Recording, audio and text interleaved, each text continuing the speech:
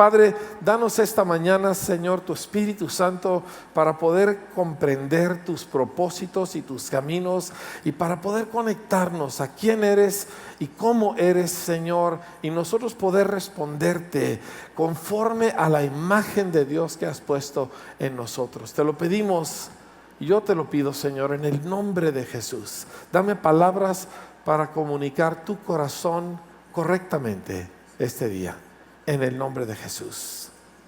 Amén. Muy bien, quiero que abran conmigo sus Biblias a la epístola de los Romanos, por favor. Romanos capítulo 11 y 12, vamos a estar viendo algunos pasajes en estos dos capítulos. Quiero empezar por el final, ¿sí? Quiero empezar por lo último de lo que quiero que veamos y entonces ver el cómo y el porqué de aquello. En Romanos capítulo 12, versículo 11 dice: en lo que requiere diligencia, no perezosos, fervientes en espíritu, sirviendo al Señor. Quiero que me ayuden repitiendo las últimas dos frases conmigo. Fervientes en espíritu, sirviendo al Señor. Ese es el título de esta plática.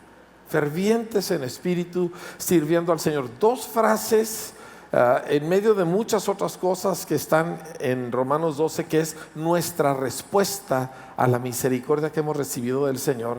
Pero estas dos frases en particular creo que son claves para nosotros, ¿sí? Esto, una habla de la condición de nuestro corazón y la otra habla de lo visible de esta condición, de cómo nosotros manifestamos esta condición de corazón. Dos elementos esenciales de nuestra respuesta a la misericordia que hemos recibido de Cristo. Entonces quiero que veamos el por qué, cómo es que llegamos a tener esta clase de respuesta.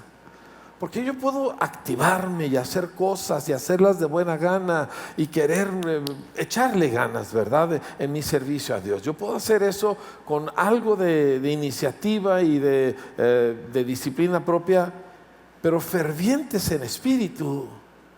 ¿Cómo hago eso? La palabra ferviente en el diccionario dice un sentimiento y actitud de profunda veneración.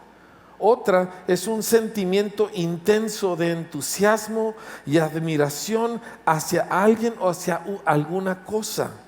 O el entusiasmo, dedicación, interés o empeño con que se realiza una actividad. ¿Cómo yo produzco un espíritu ferviente? Que claramente se me pide, ¿verdad? En el idioma original la palabra es mucho más sencilla. Simplemente significa hirviendo. Ferviente viene de hirviendo, es de donde vienen las palabras celo, celoso, fervor. Todo esto viene de un solo vocablo griego que significa hervir, muy, muy caliente. En el libro de Apocalipsis el Señor le dijo a la última de las iglesias, dice: el problema con ustedes es que no están ni fríos ni hirviendo, sino que están ahí tibiecitos, a gusto. Y dice: no, dice, yo los quiero, no los quiero fríos, ¿verdad? Dice, los quiero hirviendo, pero si no los puedo tener hirviendo, los prefiero fríos, tibios no. ¿Cómo yo le respondo a Dios de esa manera? Les dije que quiero empezar en el fin, porque el fin de una enseñanza es la aplicación, cómo la aplico, pero esta es la aplicación, ¿cómo sucede eso?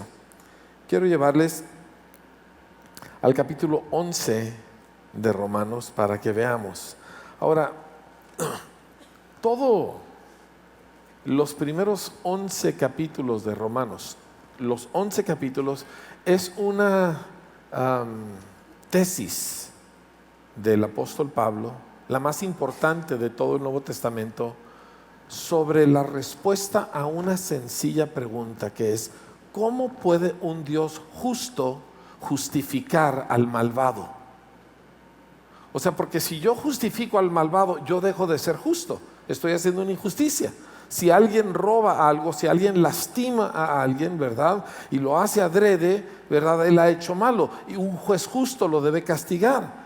Pero ¿cómo yo justifico? O sea, libro de su castigo y declaro inocente a ese individuo y al mismo tiempo sigo siendo justo. Esa es la pregunta de Romanos, de toda la epístola.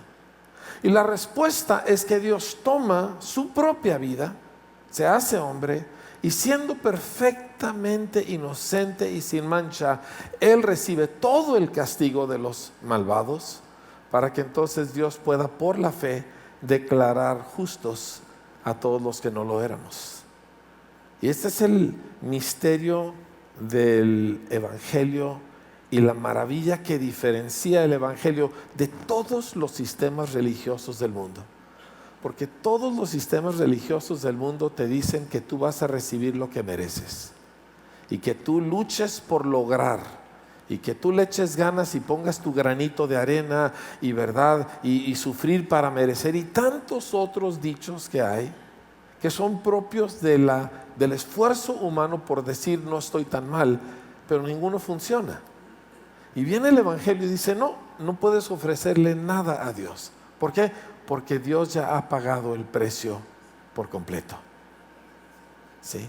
Tú no lo podías pagar, jamás, en 1000 vidas no podrías hacerlo correctamente, nunca serías aceptable a Dios por tus propios esfuerzos. ¿Sí? Entonces Él pagó el precio para hacerte aceptable a Dios. El Evangelio contradice todas las religiones del mundo. Yo quiero que usted sepa esto muy claramente. Usted agárrame la que quiera. Budismo, misma cosa. Tú vas por medio del camino de la moderación, tú vas por medio del camino de limitar tus deseos y vas creciendo en espiritualidad hasta que llegas a ascender, ¿verdad? Y si eres hindú, pues más o menos igual, pero más reburujado. Y si eres musulmán, ¿verdad? Pues te sacrificas en muchas cosas en esta vida para que te puedas ir al cielo y tener todos los deleites en el cielo. Y todas las religiones del mundo te dicen que tú hagas esto para que entonces tú seas aceptable a Dios. Y cuando los creyentes nos descuidamos, volvemos a caer en ese tipo de pensamiento, que si yo hago esto entonces. Pero la maravilla del Evangelio es que es exactamente al revés. De que Dios, como el hombre era absolutamente inaceptable para Dios por su pecado, el cual no se puede borrar. ¿Sabe que hace unos días hablé con una persona que ha vivido una vida muy mal? Nomás que le agarró la vejez. Ya tiene 1 año más de vida que yo, pero muy mal. Yo hace muchos años lo visité en la cárcel, ¿sí? Y su familia se desintegró por sus acciones de él. Y ahora su condición de cómo vive está terrible. Está hecho un anciano. Y yo quería hablar con él de Cristo y fuimos a visitarlos, mi esposa y yo. Y me lo llevé aparte a compartirle. Es un hombre inteligente. Y me dice, yo he hecho muchas cosas malas. Dice, y tengo 20 años tratando de hacer cosas buenas. Pero ¿cómo borras las malas? Me dice, mi familia no me dirige la palabra. Imagínese. Y con el peso de que no puedo borrar lo que hice. Pero Cristo viene y lleva sobre sí mismo todas esas culpas y en un momento las borra todas. ¿Sí? La maravilla del Evangelio. Ahora, el capítulo 11 es el resumen final de lo que Pablo está hablando aquí. Y quiero a ver si le puedo poner en pocas palabras lo que quiero decirle aquí. En el capítulo 11, versículo... todo el capítulo 11 está hablando de Israel y del hecho de que Israel, a pesar de ser el pueblo de Dios, ha rechazado al Salvador y ha rechazado la fe. Y en vez de abrazar al que les fue enviado, y digo, Jesús era judío y Jesús vivió en Israel y Jesús le predicó a los hebreos y Jesús murió ahí y ellos lo rechazaron. Masivamente rechazaron a Cristo. Y Pablo está hablando acerca de esto. ¿Cómo es posible? Si alguien debió de haber creído en Cristo, eran los judíos. Son los que tenían miles de años esperándolo y ahora lo rechazan. Y Pablo está hablando acerca de eso. Y en el versículo 30 dice: pues como ustedes también en otro tiempo eran desobedientes a Dios, pero ahora han alcanzado misericordia por la desobediencia de los judíos, así también estos, los judíos, ahora han sido desobedientes para que por la misericordia concedida a ustedes, los gentiles, dice, ellos también alcancen misericordia. Y luego llega a la frase que lo encapsula todo. Y dice, porque Dios sujetó a todos en desobediencia para tener misericordia de todos. Ahora, esto revienta todo pensamiento religioso. Porque el pensamiento religioso dice, si obedeces, Dios te va a bendecir. Y aquí dice, Dios sujetó a todos en desobediencia. Dices, no capto, no entiendo. A todos los sujetó en desobediencia. A los judíos, primero los gentiles y luego los judíos, y a todos los sujetó en desobediencia. Nosotros éramos los gentiles, ¿verdad? Aquí no vemos judíos. Pero igual, ellos con la Biblia, con Abraham, Isaac y Jacob y Moisés y los profetas, y ellos también terminaron totalmente desobedientes. Y dice, Dios hizo esto. ¿Y verdad que estás batallando con ello? Mire, no se me bloquee, porque yo cuando oigo cosas así me bloqueo y no, verdad, Dios es bueno, y si yo me porto bien, Él me va a bendecir, ¿verdad? Y ya me meto ahí. No haga eso, porque estamos leyendo la Escritura. Dice, pero los sujetó en desobediencia para tener misericordia de todos. Porque el objetivo final de Dios siempre ha sido y siempre es y será amarnos. Amarnos en la manera más suprema que se puede amar. Y escribí esto al respecto. Le quiero leer algo que escribí acerca de esto. Escribí, este es uno de los versículos más asombrosos en la Escritura, resumiendo el total de Romanos 1 al 11. Dios ha atrapado a todos en su desobediencia, no permitiendo que nadie tenga acceso a Él por sus propios esfuerzos, no para condenarlos, sino para que todos pudieran recibir misericordia de Él. Y antier en la mañana escribí lo siguiente: el genio de Dios, lo increíblemente brillante que Dios es, gira en torno a su amor. Todo su propósito era y es amar. Y no había nada que nosotros pudiéramos hacer para impedírselo. Él usó nuestro orgullo y nuestra pecaminosidad para introducirnos a su amor. Esto es una locura. Porque la religión dice, no, Dios usa lo bueno que tú haces para introducirte a su amor. Y la Biblia dice, no, Dios usó lo malo que nosotros éramos, y lo rebelde que éramos, y lo grosero que fuimos. Y cuando dijimos, no te metas, yo sé lo que yo quiero, eso es lo que Dios usó para introducirnos a su amor. ¿Por qué? Porque por medio del esfuerzo propio, por medio de la buena obra, por medio de la intención sincera, nadie puede meterse al amor de Cristo. Porque cuando yo hago algo para merecer, ahí no hay gracia, ahí es salario. Se me paga lo que yo me gané. Y Dios no es salario, Dios es amor. Dígalo conmigo: Dios es amor. Yo sé que suena trillado y infantil, pero no es. Porque en lo más esencial de su esencia, valga la redundancia, en lo más absoluto de lo que Dios es, en la Biblia Dios se define a sí mismo y dice: Dios es amor. No es que nosotros, la palabra amor está súper devaluada, ¿verdad que sí? Ahorita una muchacha pasa enfrente de un muchacho, él se le mueve un poquito la hormona y piensa, estoy enamorado. ¿Verdad que ese muchacho no sabe nada de amor? No tiene la menor idea de lo que es amor.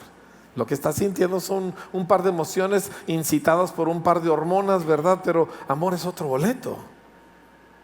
Dios es amor. Aunque su propósito preconcebido me asombra, es el hecho de que Él amara con tal insistencia a personas tan poco merecedoras y tan contrarias a Él. Esto es lo que me deja anonadado una y otra vez. Mi única posible respuesta, habiendo percibido un destello de esta imposible bondad y amor, es otra vez creer, otra vez confiar en aquel del cual solo se puede confiar. Y descubro que yo soy amado. Yo soy amado. Y eso define todo. Y la mayoría de nosotros no nos sabemos amados, por una u otra razón. O sea, no es cuestión de echar culpas a nada. Así es el mundo. La mayoría de nosotros no nos sabemos amados así. Y por eso siempre estamos buscando la manera de decir sí valgo, de decir Dios sí, de decir algo que dice que yo de alguna manera no estoy en cero. Y es porque no nos sabemos amados. Yo me convertí el día que, mire, yo crecí en un hogar muy moral, sí. Mi papá, mi mamá, gente súper decente en todos los sentidos, sinceros, genuinos. Y yo siempre creí en Dios, ¿verdad? Pues se me inculcó y no tenía razón para no creerlo.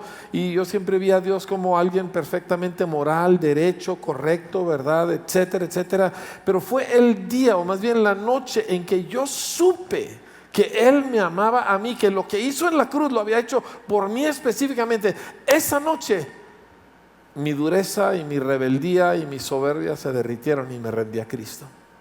El día que vi eso, un destello, un momento.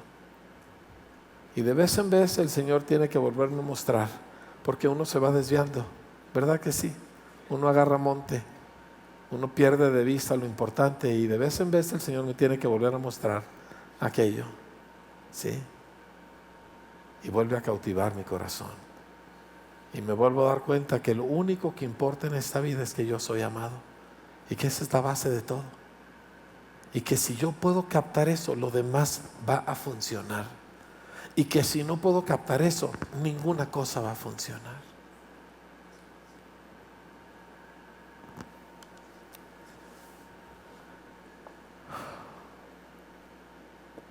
No hay nadie que haga esto. Mire, la gente solemos cantar que Dios es grande, que Dios es increíble, y sí lo es.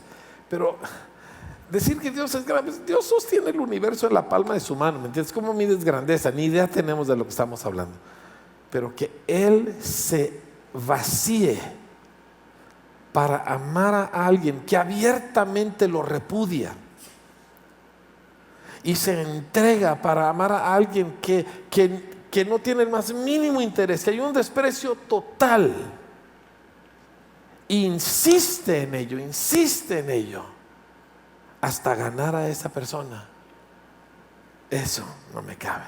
Que Dios haga universos, pues claro, es Dios. Que Dios, galaxias, por supuesto. Que Él hable y salen billones de estrellas gigantescas, ¿verdad?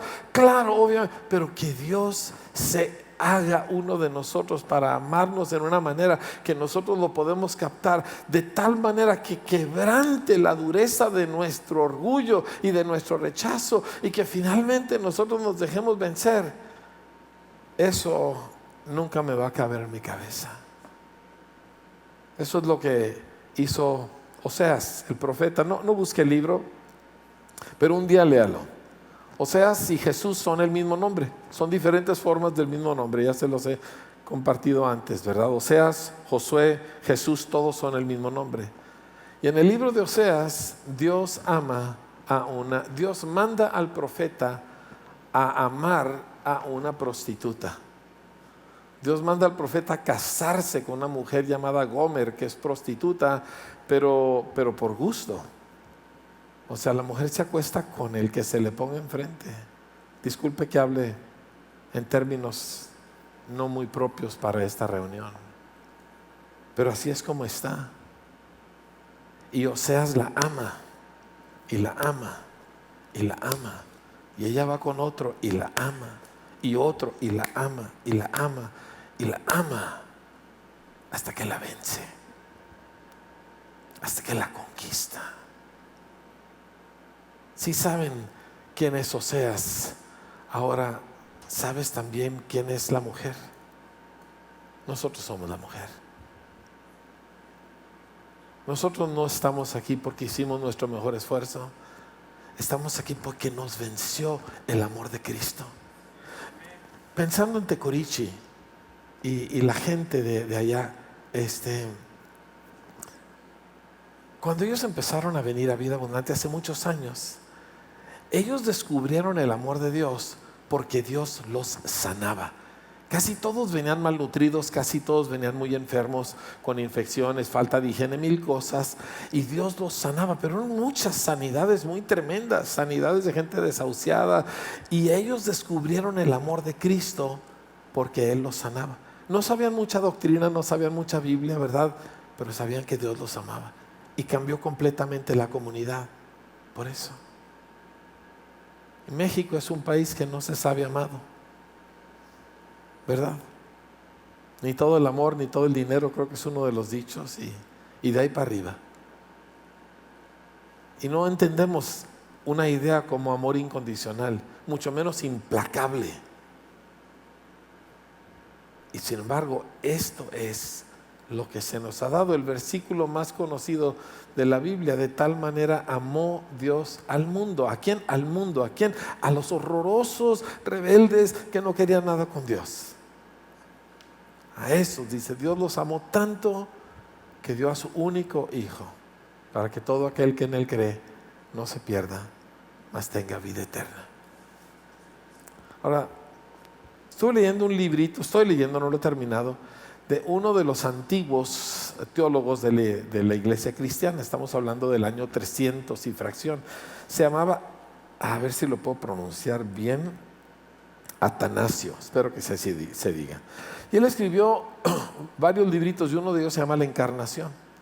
Y él habla, dentro de las muchas cosas que habla, de que Dios, cuando crea las cosas, en el tiempo en el que él vivió, las filosofías griegas eran muy parecidas a la mentalidad que hay el día de hoy, ¿verdad?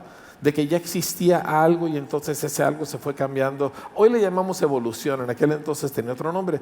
Y él escribe este brillante librito y dice: Dios creó todas las cosas de la nada. No había una materia preexistente, Dios lo creó todo de la nada. Y luego dice algo muy tremendo, dice: por cuanto todo fue creado de la nada, lo creado, dice, es inherentemente frágil, ¿sí? Inestable, y tiende a deteriorarse porque fue creado de la nada.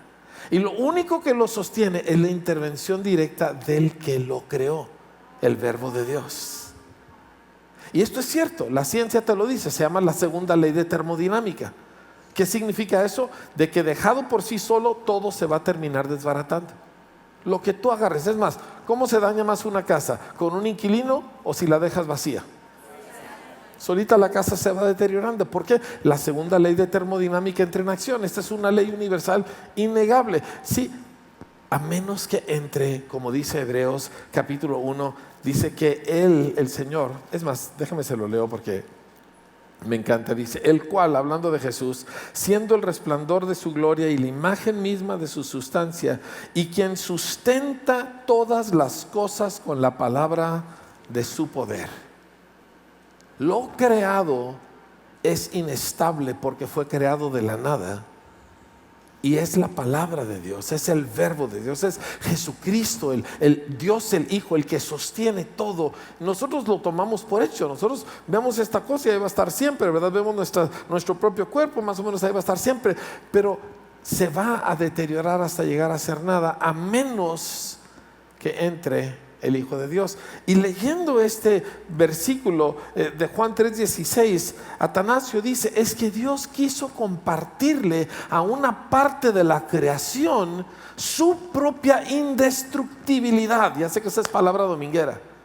O sea, Él no deja de existir, Él no se deteriora, Él es eterno, vida eterna es esencial en Él, ¿verdad? Y Él quiso compartirle esto a los creados, ¿a quiénes? A nosotros.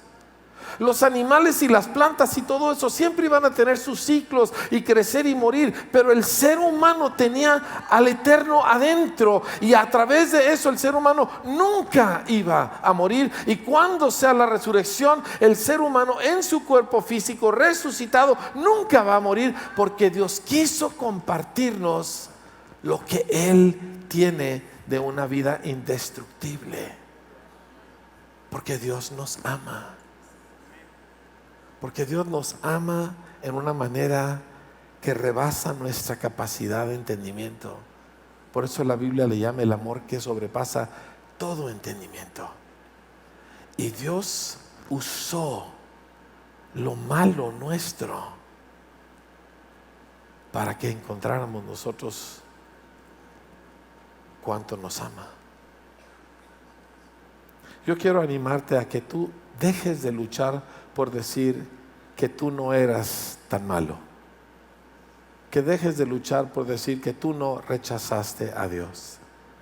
Que dejes de luchar por decir que tú no utilizabas a Dios.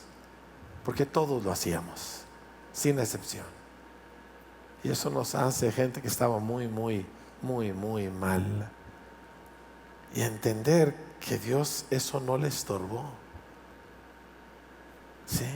Al contrario, lo volteó y lo usó, y en el peor momento de mi vida es cuando descubro cuánto Dios me ama a mí. ¿Sabe que cuando usted descubre esto, ya no tienes que tener las circunstancias como tú las querías? Ya no tienes que tener la respuesta a la oración como tú la quieres. Estoy pensando, por ejemplo, en Raquel Miranda, la doctora Raquel. ¿Cuántos la conocen? Sí, ha estado aquí muchas veces. Ahorita tiene un cáncer del páncreas. Cáncer del páncreas básicamente es una sentencia de muerte. Así de sencillo. La última vez que vino estaba así de flaca y luego perdió 15 kilos. La operaron, le quitaron el tumor, pero le tienen que dar 6 meses de quimioterapia. La realidad es que es una lucha por la vida, ¿verdad? Yo quisiera que escucharan el tono de Ariel y de Miranda, el gozo, el amor por Cristo, la certeza de su amor, sin tener la menor duda de que el amor de Él no se puede quebrantar, y nunca ligándolo a un resultado específico. No que no crean en sanidad, porque Raquel, Dios mío de mi vida, esa mujer cree en la sanidad divina, pero no está diciendo si Dios no me sana es porque no me ama. Y la mayoría de nosotros sí hacemos eso. Si Dios no me comprueba con una circunstancia favorable, si Dios no me comprueba con una sanidad, si Dios no me comprueba con una provisión, entonces ¿dónde está el amor de Dios? Entonces ¿dónde está Dios? Así pensamos los seres humanos. Pero gente que se sabe amada no necesita eso, porque se sabe amada y puede atravesar lo que tenga que atravesar, porque en la vida se atraviesan cosas, y nunca titubea su certeza. El resultado es una transformación de su vida. Y el efecto es un corazón ferviente. Porque así como en Isaías, el fuego no lo produce uno, el fuego viene del altar de Dios. Isaías, cuando vio a Dios, dijo: soy hombre muerto, porque mi boca está sucia y vivo en medio de un pueblo de boca sucia. Yo no sé qué hablaban todos ellos, pero no era bueno. Y viene un ángel con un carbón encendido del altar de Dios mismo y toca sus labios y produce la expresión más bella de todo el Antiguo Testamento, porque como Isaías no hay ninguno en términos de belleza literaria. ¿Por qué? Porque el fuego de Dios produjo un corazón ferviente.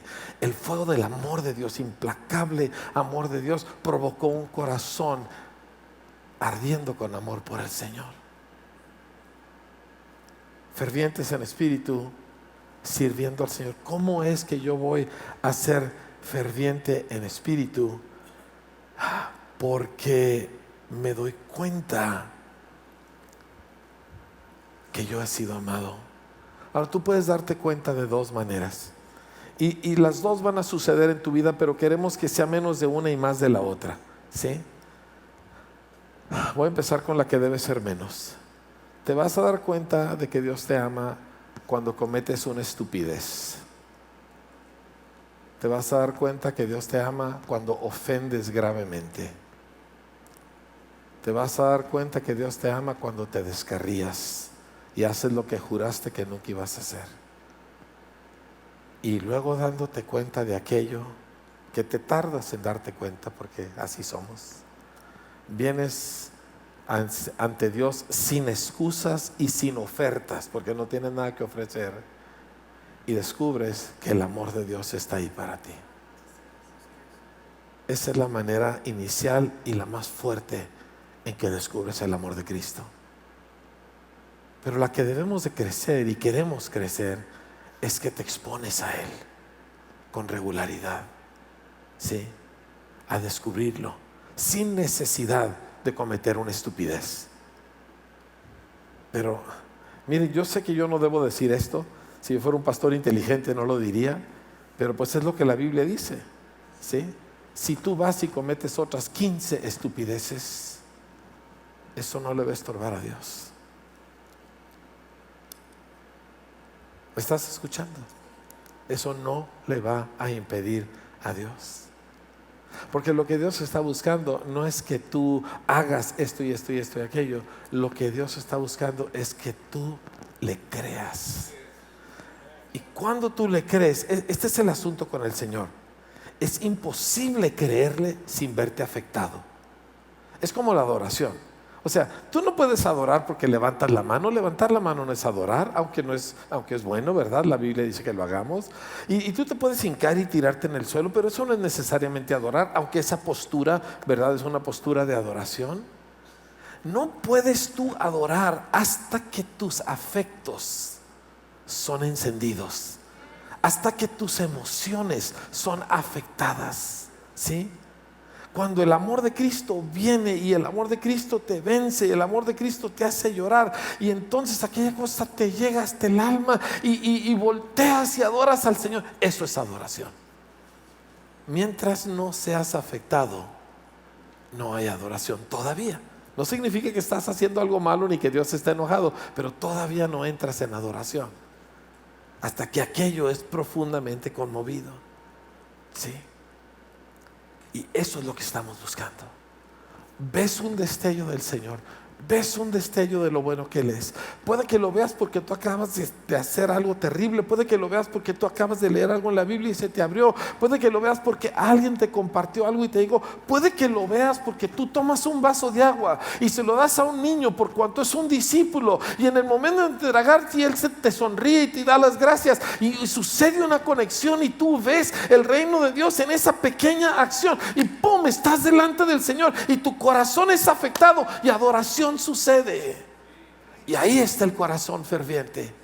Y esa es la única forma en que sucede. Cuando ves el fuego, cuando ves el corazón de Dios, cuando ves cuánto Dios te ama a ti, aún en cosas tan chiquitas como un vaso de agua. Cuando tú captas aquello, es imposible que tu corazón no se afecte.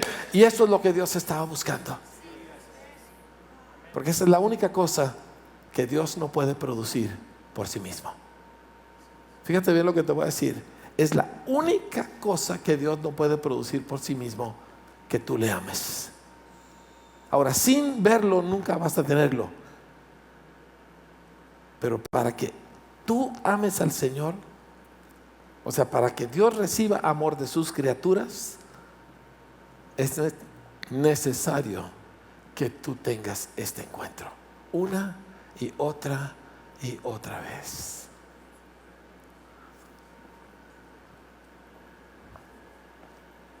Pienso, para cerrar, en las cosas que nos afectan en el tiempo moderno, porque vivimos en un tiempo donde nos afectan las circunstancias.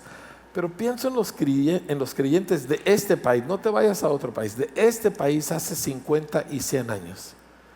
Pienso, por ejemplo, en quien fue nuestra primer directora técnica aquí en la escuela, Martita Vizcarra, que nos platicaba que de niña saliendo de la escuela tenía que correr con sus hermanos a todo lo que daba porque los demás niños los agarraban a pedradas por ser cristianos. ¿Sí? Pienso en todos los muertos en nuestro país, miles de mártires, y todavía cada año hay gente que muere por la causa de Cristo en México, cada año, 2018, y sigue sucediendo. Y no sueltan a Cristo, y no sueltan la fe, y no sueltan su dedicación al Señor, aquella sencilla fidelidad a Cristo. No la sueltan. ¿Por qué? Porque se saben amados. Y yo quiero que nosotros como iglesia digamos, como dijo Job, si Él me matare, de todos modos yo le amaré. O sea, yo creo en la sanidad, yo creo que Dios suple, yo creo en muchas cosas muy padres y muy buenas para esta vida, pero no las necesito para saberme amado. ¿Sí me comprendes? ¿Sí?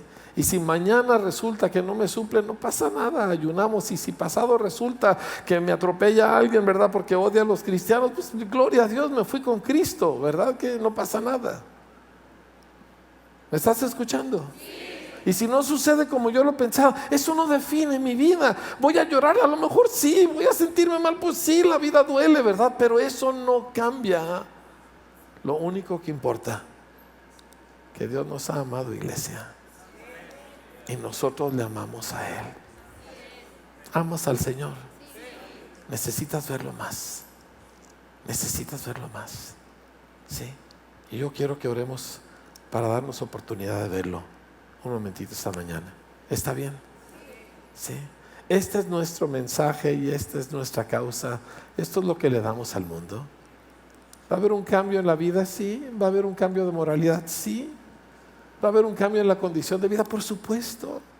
Pero esto es nuestro mensaje. ¿Sí? No es un mensaje que se puede dar de dientes para afuera. Déjame termino con una última cosa. Porque mi esposa, pobrecita, está sufriendo ahorita, ¿verdad? Ya sé que pobrecita no es una palabra que me gusta, pero porque está tomando clases de inglés, 4 horas diarias de inglés la mujer.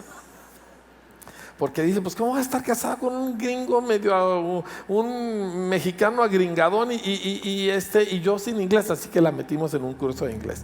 Y sufre la mujer, porque aparte de las 4 horas en la mañana, yo la tengo que tutorear toda la tarde, ¿verdad? Porque su pronunciación no le sale muy bien. Y ha descubierto esto, dice, el español se habla de dientes para afuera. Todo es labios, dientes y la punta de la lengua. Todo es aquí adelante. Y el inglés se habla acá atrás.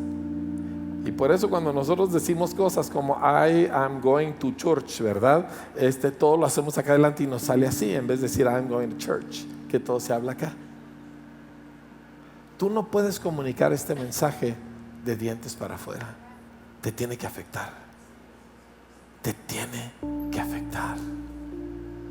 Te tienes que ver afectado por ello. Sí. Y de ahí brota. Pablo dijo, el amor de Cristo nos constriñe, pensando esto, que si uno murió por todos, ¿para qué? Para que vivamos para Él. Pero es porque el amor de Cristo nos constriñe.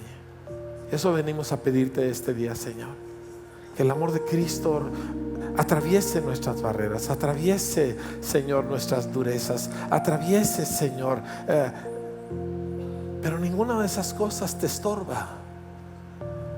Antes, al contrario, usaste, Señor, todos mis fallos y errores y orgullos y soberbias e impurezas y todo, Señor, lo malo que había. Usaste aquello para mostrarme el grado de tu amor.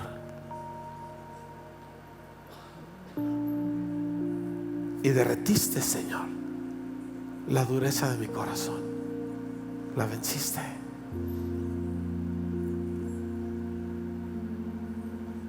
Nosotros, Señor, como pueblo, somos gente que siempre sentimos que tenemos que hacer para merecer y la verdad es que ni uno ni lo otro, porque esto no se trata de eso. Se trata de que el Dios del universo nos ha amado a nosotros. Me ha amado a mí. quiero que le diga: Señor, batallo con esto, me incomoda, no sé cómo tratar con ello, pero no puedo leer la palabra y hacer caso omiso del hecho de que tú amas intensamente, y así me amas a mí, y yo necesito verlo. Pídeselo conmigo: yo necesito verlo, yo necesito captarlo, Señor, para que entonces, Padre, mi corazón se encienda también.